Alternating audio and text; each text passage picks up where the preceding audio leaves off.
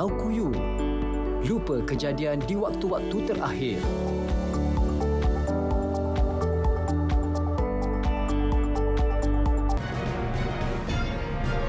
EU backs World Court ruling on illegal Israeli occupation. Flights resume after global IT crash wreaks havoc.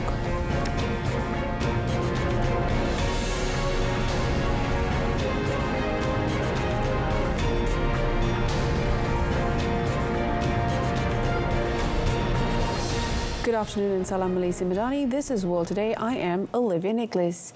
The top UN court's ruling that Israel's 57-year-old occupation of Palestinian land was illegal is largely consistent with EU position. The bloc's foreign policy chief Josep Borrell said in a world of constant and increasing violations of international law, it is EU's moral duty to reaffirm its unwavering commitment to all ICJ decisions in a consistent manner, irrespective of the subject in question. The sweeping opinion on Friday by the Hague-based International Court of Justice, which called for the occupation to end as soon as possible, was immediately slammed as a decision of lies by Israel. But the European Union's High Representative for Foreign Affairs said that the bloc had taken good note of the court's ruling and urged further backing for the court's opinion.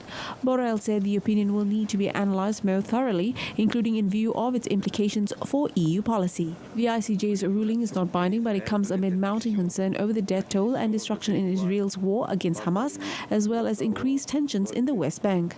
Its intervention is likely to increase diplomatic pressure on Israel over the war in Gaza, as well as the EU's backing. Israeli fighter jets struck Houthi military targets near Yemen's Hodeidah port, killing at least 3 people and wounding 87. Most of the wounded suffered severe burns in airstrikes that targeted oil facilities and a power station. Hodeidah residents said that explosions were heard throughout the city during an intensive bombardment, and civil defense forces as well as firefighters were dispatched to distinguish fires in the port's oil tanks. Israel's military spokesperson claimed that the port had been used by the Houthis to receive weapon shipments from Iran.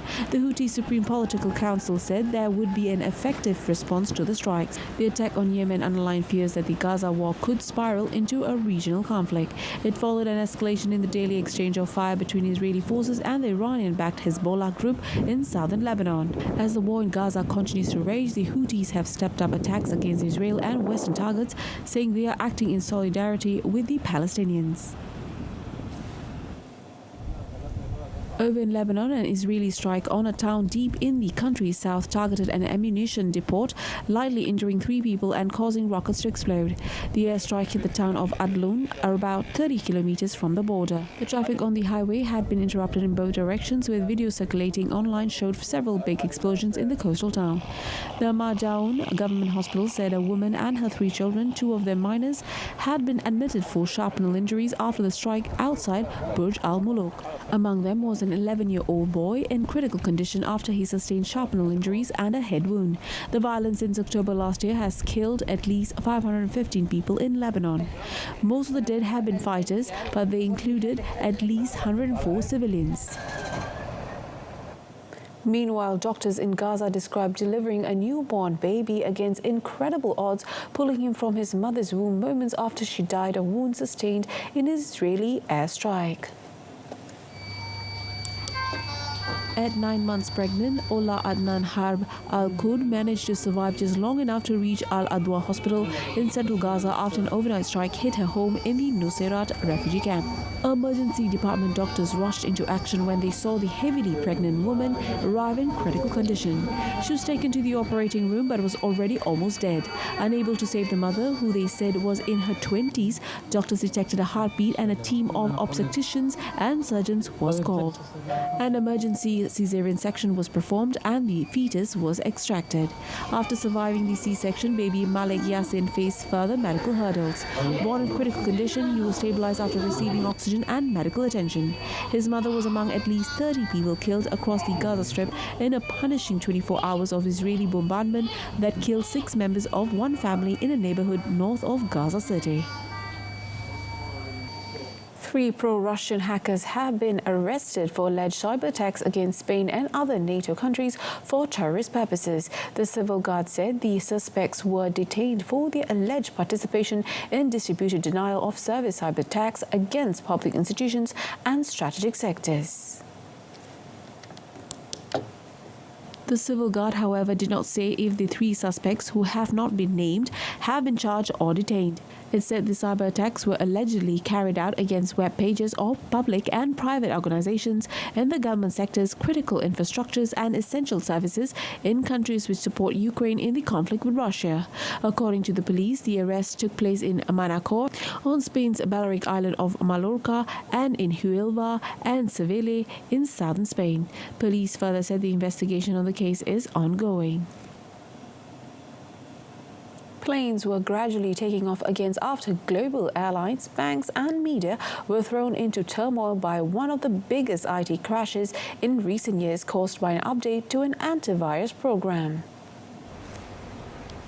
Passenger crowds had swelled at airports on Friday as dozens of flights were cancelled after an update to a program operating on Microsoft Windows crashed systems worldwide. By yesterday, officials said the situation had returned virtually to normal in airports across Germany and France. Multiple US airlines and airports across Asia also said they had resumed operations with check-in services restored in Hong Kong, South Korea and Thailand. Microsoft explained that the outage affected Windows users running the CrowdStrike Falcon cybersecurity software. Microsoft estimated that 8.5 million Windows devices were affected in the global IT crash, adding that the number amounted to less than 1% of all Windows machines. While the percentage was small, it said the broad economic and societal impacts reflect the use of CrowdStrike by enterprises that run many critical services. CrowdStrike, meanwhile, said it had released an update on Thursday night that had caused a system crash and the infamous blue screen of death fatal error message. CrowdStrike said it had rolled out a fix for the problem and it could take a few days for things to fully get back to normal.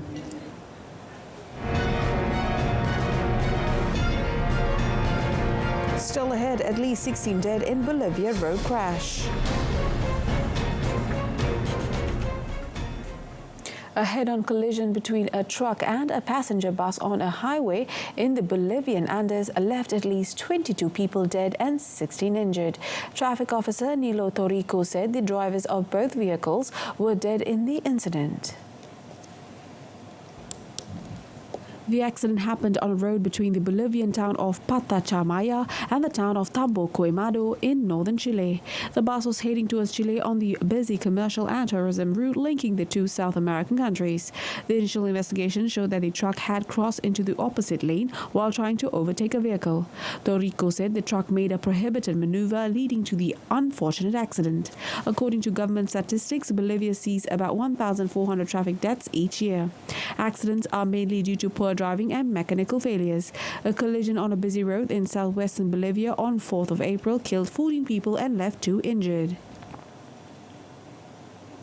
Soldiers were patrolling Bangladeshi cities to quell growing civil unrest sparked by student demonstrations, with riot police firing on protesters who defied a government curfew. This week's violence has killed at least 133 people so far and poses a monumental challenge to Prime Minister Sheikh Hasina's autocratic government after 15 years in office. A government curfew went into effect at midnight and the Premier's office asked the military to deploy troops after police again failed to subdue widespread mayhem.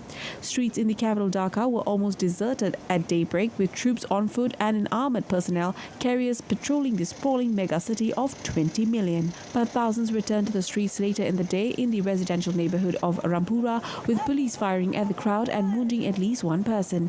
Hasina had been due to leave the country today for a planned diplomatic tour, but abandoned her plans after a week of escalating violence. Near-daily marches this month have called for an end to a quota system that reserves more than half of civil service posts for specific groups, including children of veterans from the country's 1971 liberation war against Pakistan. Critics say the scheme benefits families loyal to Hasina, who has ruled the country since 2009. Over in France, protesters clashed with police in western port of La Rochelle as conservationists and small farmers mobilized against massive irrigation reservoirs under construction. A 2,000-strong march, one of two through the city, was charged by police at around 1:30 p.m. local time. Running battles erupted around barricades and burning rubbish bins as some protesters threw projectiles and police-fired tear gas grenades.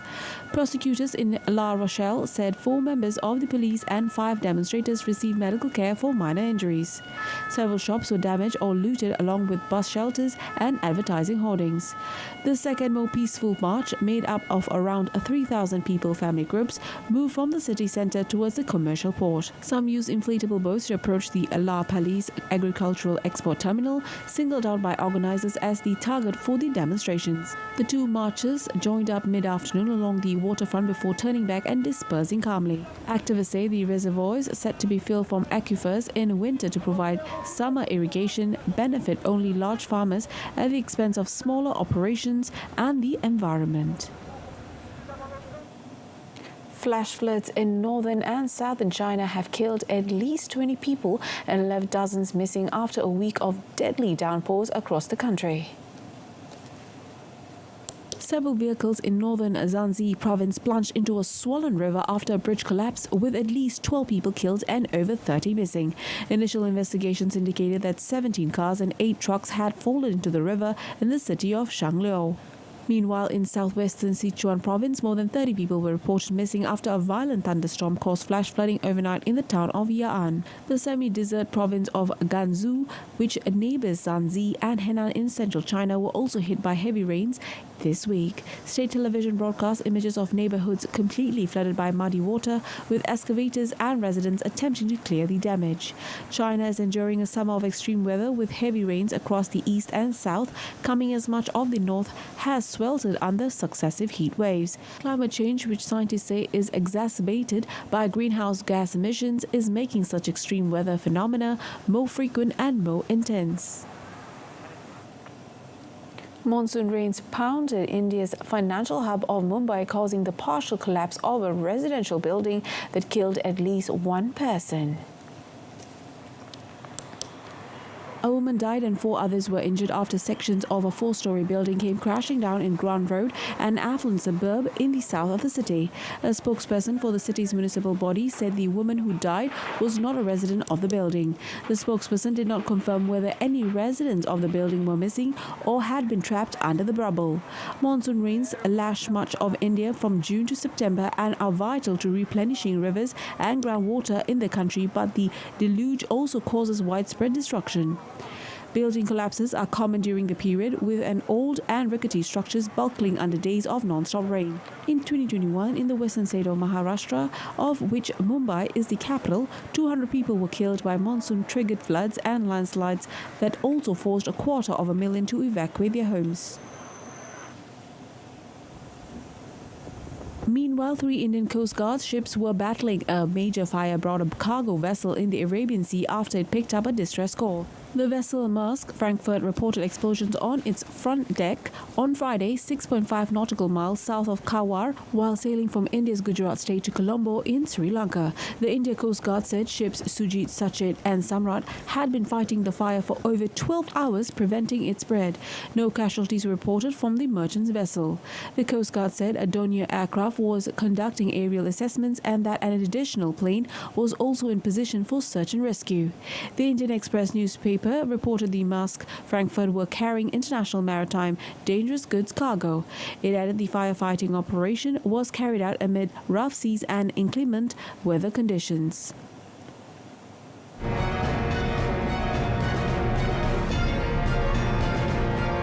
Next up in sports, Nadal makes first final in 2 years at Bastard.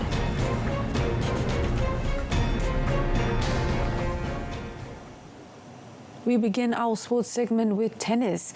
Rafael Nadal reached his first final since winning the 2022 French Open, defeating Croatian qualifier Đurđe Ajduković in a 3-set tussle in Bastard ahead of the Paris Olympics.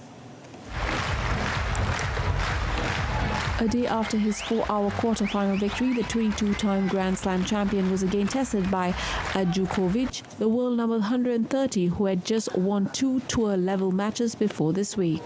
The The Spaniard rebounded from dropping the opening set to prevail 4-6, 6-3, 6-4, returning to the final of a tournament he won as a teenager on his last appearance in 2005.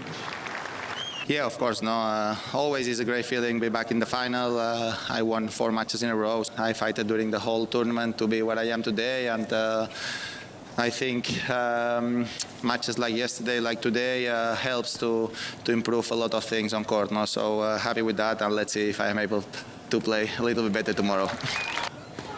The 38-year-old will play Portuguese 7th seed Nuno Borges, who overcame Argentina's Thiago Agustin Tirante as he goes in search for the 93rd singles title of his career. Nadal is using the event in Bastad as a tune-up for the Olympic Games, where the tennis will be played on the clay at Roland Garros. He won gold in the singles in Beijing in 2008 and gold in the doubles at Rio 2016. In Hamburg Open, world number 4 and defending champion Alexander Zverev reached his 35th career final with a straight sets win over Pedro Martinez of Spain. Top seed Zverev eased to a 6-2, 6-4 victory as the 27-year-old booked a spot in a third consecutive clay court final after Rome and the French Open. Zverev broke the Spaniard's serve 3 times while putting in a dominant serving display of his own, winning 89% of the first serve points. Zverev now leads the ATP Tour with 44 wins this year, 2 ahead of top-ranked Jannik Sinner. Standing between Zverev and back-to-back titles in Hamburg is French 20-year-old Arthur Fils. He has a 2-0 head-to-head record over the Frenchman, beating him in 3 sets on grass in Halle last month and in the semi-finals in Hamburg in 2023.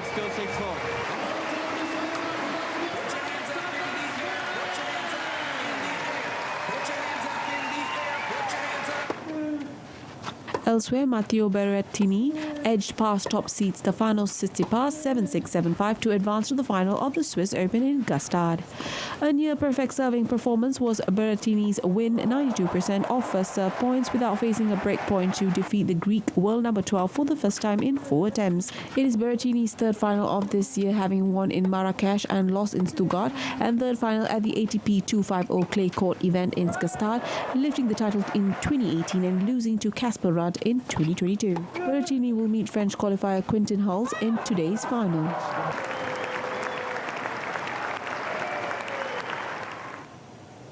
In cycling, Tadej Pogacar inched closer to securing his third Tour de France title after outwitting his main rival defending champion Jonas Vingegaard to win the penultimate stage yesterday.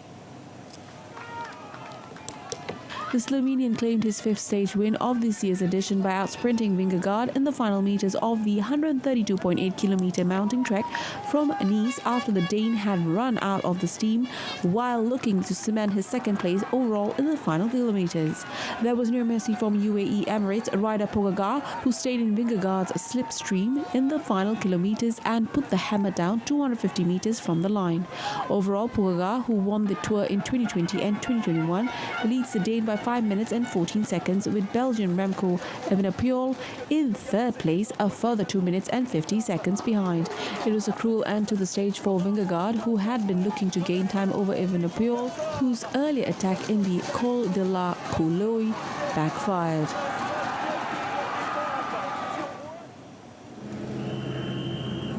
Toyota's double world champion Kalle Rovanperä extended his Rally Latvia lead on the second full day yesterday. The 23-year-old Finn, who started out in rallying in the Baltic country, pulled away from his rivals to increase his advantage from 15.7 to 42.5 seconds.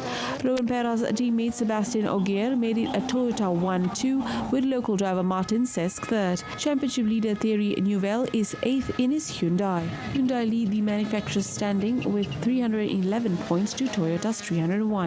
Today's decisive leg has 2 stages, each used twice.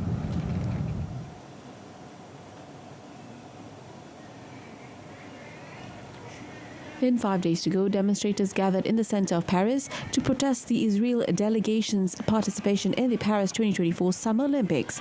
Hundreds of protesters marched in Paris, waving Palestinian flags and holding banners reading "Ban Israel."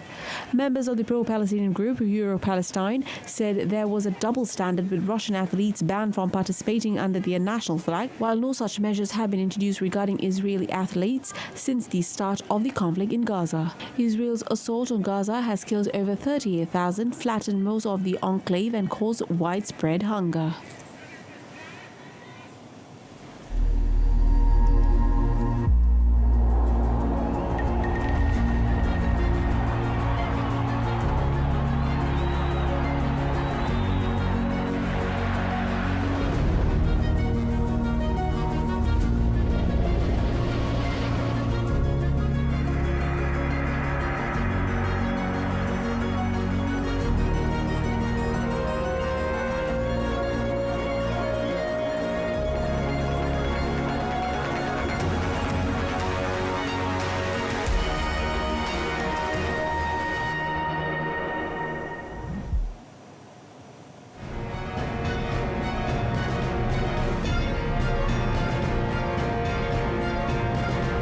From hobby exhibition to deserted airport, take a look at amazing offbeat stories this week.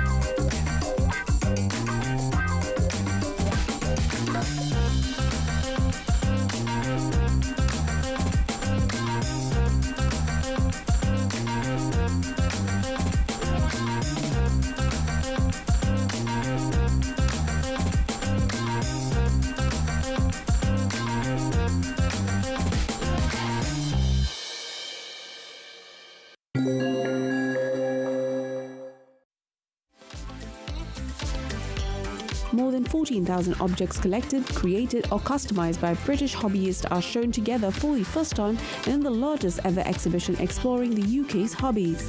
Titled "Come As You Are," the exhibition was conceived by artist Patel, whose own work include labour-intensive homemade Spider-Man costumes and modified car sculptures. Collector items on show include around 4,000 My-Lit pony toys and curated plastic bags, cigarette pack and typewriter collections. Handcrafted objects include cosplayer costumes, clay heads, miniature pottery, handmade patchwork quilts, and Patel's Fiesta Transformer, a robot sculpture built by Patel and his father in 2013 from his first car. The objects have been loaned by hundreds of people of all ages and backgrounds from across the country, who responded to a nationwide call to members of the public to share their free time interests and activities. The exhibition, held in Croydon's Grants Building, opened on the 18th of July and runs through 20th of October.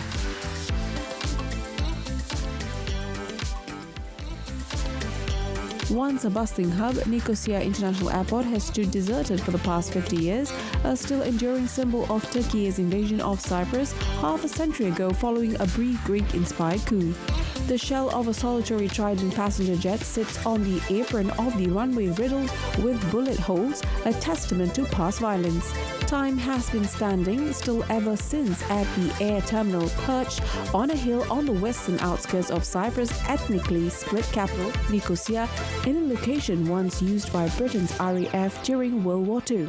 With a few letters missing here and there, its large airport sign is still legible, but the only sign of life these days are the coos of pigeons roosting in its rotting ceiling or the howling wind blowing through its shattered windows. Built in 1968, the airport was the theatre of some of the fiercest battles between Greek Cypriot troops and an invading Turkish army in 1974, prompting the United Nations to take control of the area in a ceasefire. It's actually frozen in time, and the world of aviation, the world of airports have moved on since then.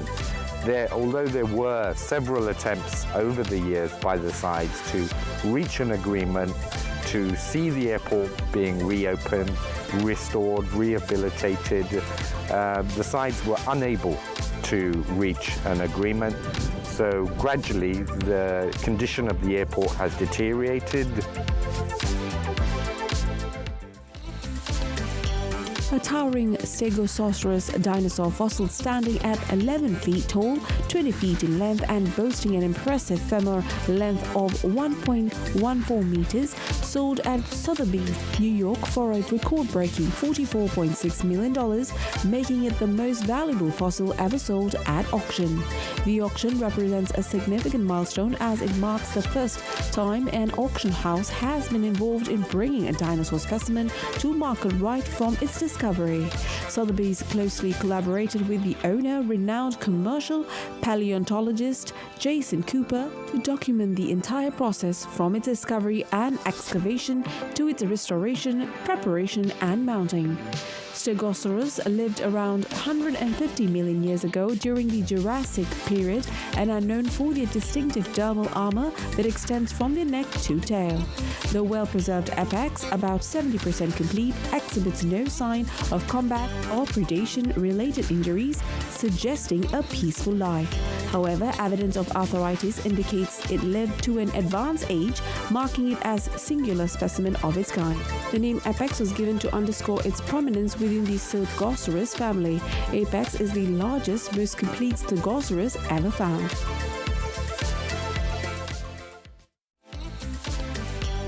Disneyland Paris recently broke a world record using 1,500 drones and Mickey Mouse image in the night sky during the City Bastille Day celebrations. The Guinness World Record for the largest aerial display of a fictional character formed by multi-rotors or drones saw 1,571 drones create a giant tricolor Mickey Mouse head over Sleeping Beauty Castle at the theme park resort.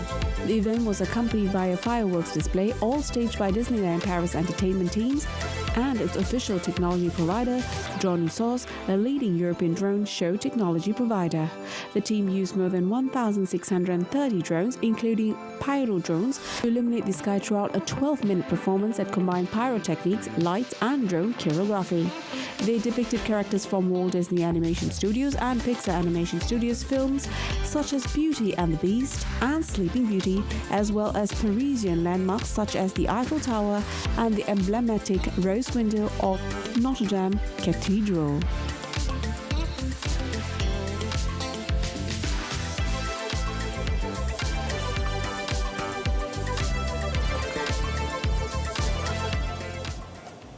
And that wraps up World Today. In our top story, EU backs World Court ruling on illegal Israeli occupation. Tune in to Malaysia Tonight, coming up at 8:30 p.m. on TV1 and Salaran Berita RTM. From the river to the sea, Palestine will be free. I'm Olivia Nicholas. Thank you for watching.